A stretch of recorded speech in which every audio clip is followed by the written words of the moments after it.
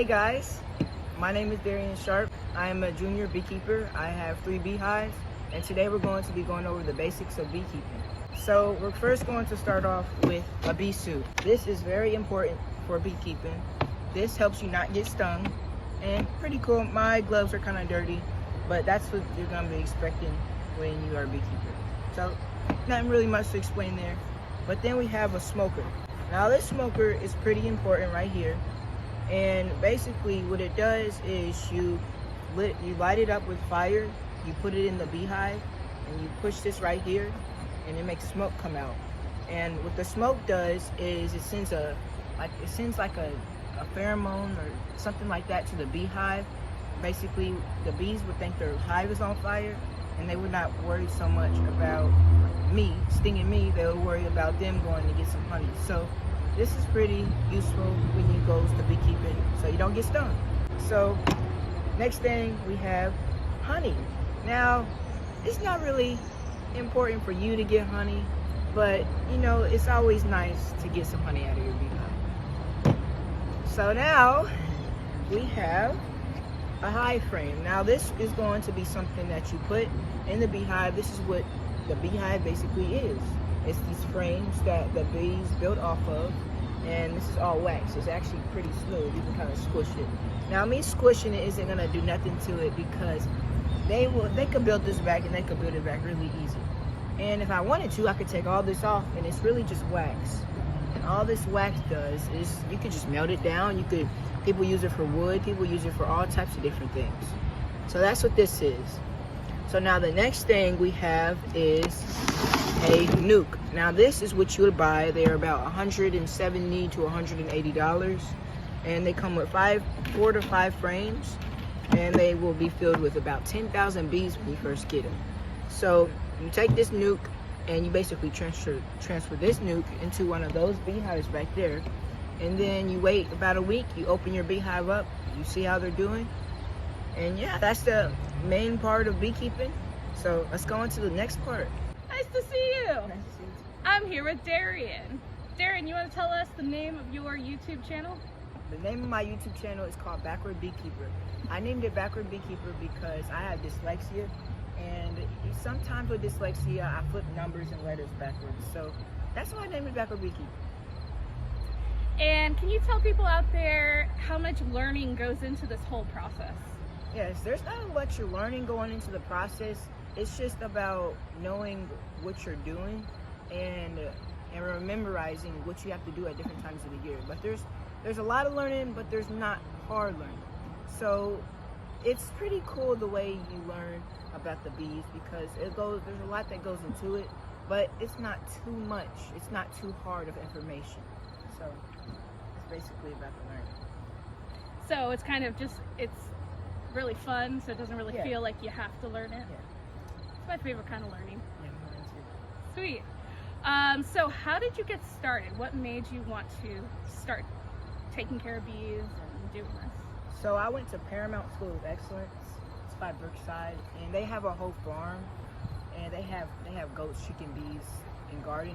And I joined the gardening team. I mean the bee team. I joined the gardening team too. But the bee team, I was one of like only 3 people that joined, and I really was interested in it.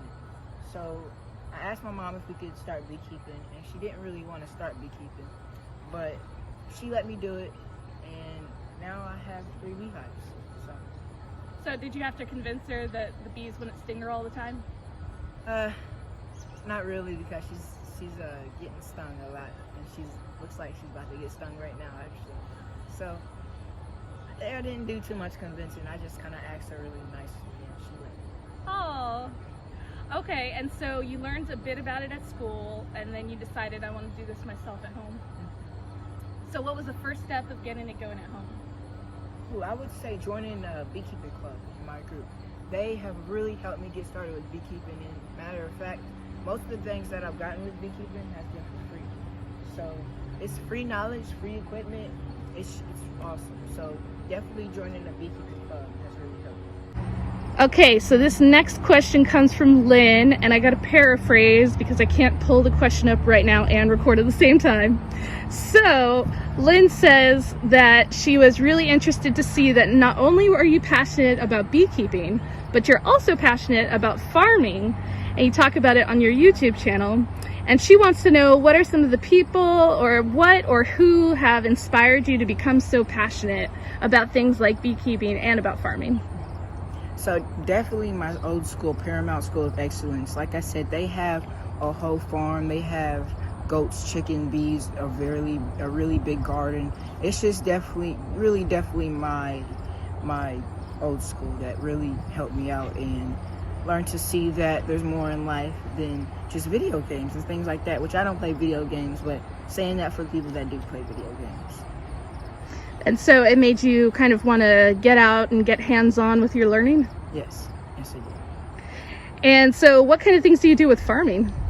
Farming? Ooh, I haven't started farming yet. I was going to get into doing chickens, but I figured I had a lot going on at that time, and I still have a lot going on, and I might get started with chickens later on, but I don't really do nothing with farming. I do a little gardening, and I didn't do it so much this year. I was really busy this year with bees and other different types of things. So I do gardening and beekeeping. And I noticed that there are a lot of different flowers that look like they're very pollinator friendly flowers that the bees look like they're flying around. Can you tell me a bit about them? Well, I actually don't really know about too many of them because they actually just come with these bees really help out around our neighborhood. And it's crazy that almost every single year we have a mystery tomato plant that just plants itself somewhere in the yard. And this year we actually had some really nice flowers by the front that we did not plant. They just got there somehow. So I really do not know what these flowers are because they just popping up. The bees are dealing with the flowers. I don't know what they are. All right, Mom, I'm gonna let you explain some more. Okay, so there's several flowers and herbs that we actually planted, like the echinacea and the sage and catnip and mint, because they love mint. But then we have a lot of birds, and because we don't treat our lawn, we get a lot of different animals out here now. Like the squirrels are crazy, and we just have so many animals out here. So the birds will like take the seeds from the ones that we planted and move them around the yard, and then they get planted, and then the bees will just like pollinate over and over again. So then we have a burst of everything all throughout the yard. That's so cool. That's the power of pollinators.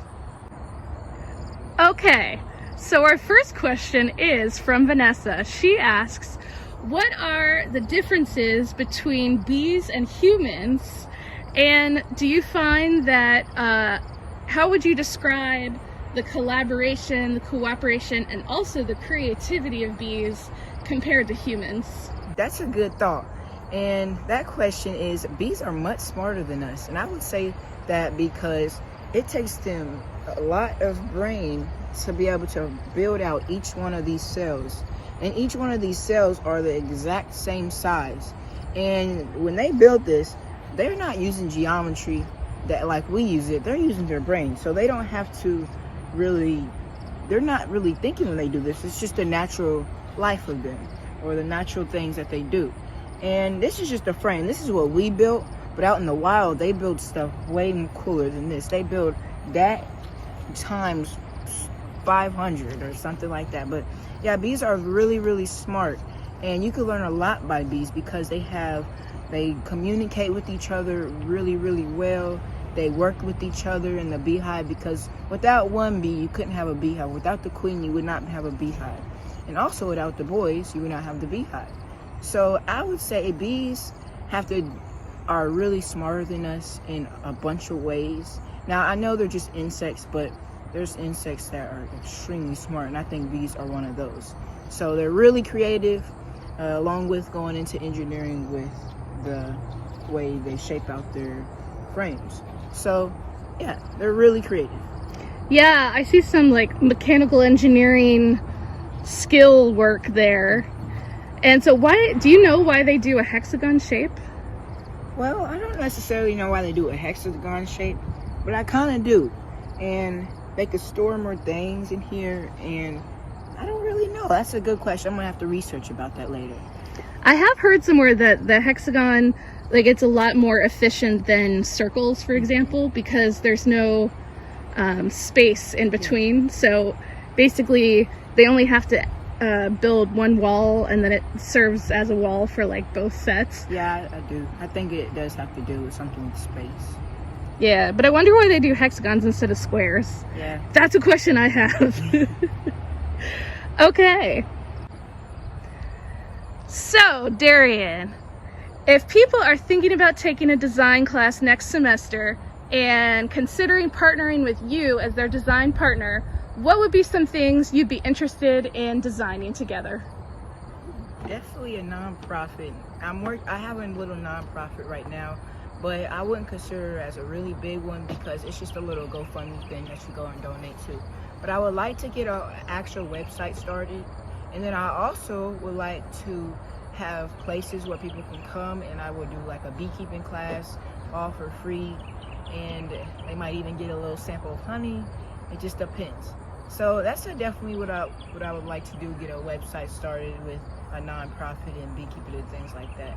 All right, I want you guys to be safe, be busy, and I want you guys to have a good day. I hope to see you guys soon.